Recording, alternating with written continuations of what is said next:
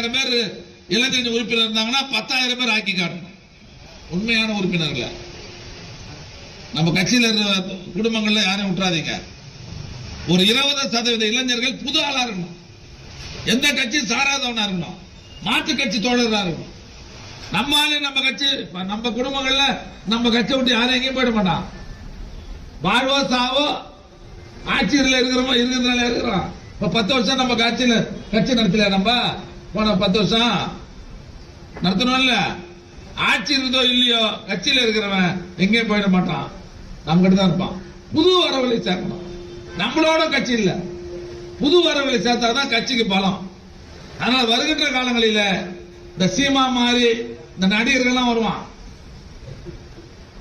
நடிகரோட பாருங்க, நான் கூட பாப்ப ரசிக்கலாம், அதோட வந்துடணும். புரியுதா? அவெல்லாம் அறிவு இருக்கணும், அறிவு இருக்காது. ஆட்சி நடத்த முடியும், கட்சி நடத்த சாதாரணமா? இவ்வளவு பெரிய கட்சி, எந்த சந்தல திமுக இல்ல. ஒரு சின்ன சந்தம் தவிர 2 குடும்பங்கள் நம்ம கட்சி. இவ்வளவு பெரிய கட்சியே போன 10 வருஷம் நம்ம எதிர்கட்சியா இருந்தோம். சந்து பொந்தெல்லாம் கட்சி இருக்குது, பலமா இருக்கிறோம்.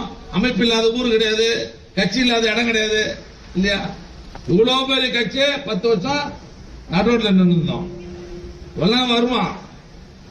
இவங்கெல்லாம் என்ன நினைச்சிட்டானுங்கன்னா, நம்ம போகும்போது ஒரு கூட்டத்தை பாக்குறாங்கல்ல, பார்த்தவன மொத்தம் நம்மால் தான் இருங்க, மகிழ்ந்து போய் அன்னாடி நம்ம முதலமைச்சரா இல்லான்னு வந்துடுறான். அதனால இதெல்லாம் எடுபடாது. இங்க எம்ஜிஆரோட போச்சுங்க. அது நடிகர்ல எம்ஜிஆர் வச்சிருந்ததுனால ஜெயலலிதாவோட போச்சு. இனிமேலாம் அவனும் எடுபட முடியாது அரசியல்.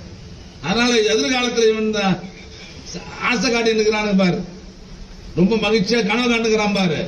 இவன் கனவெல்லாம் பொய்யாக்குறேன்னு சொன்னா நம்முடைய அமைப்புகளை எவன் தயவுதாட்சியும் தேவையில்லை. நாம அமைப்புல பலமா வச்சிருந்தோம்னா எவன் தயவுதாட்சி நமக்கு தேவையில்லை. எந்த தேர்தல் வந்தாலும் மிகப்பெரிய வெற்றி நாம் பெறுவோம்.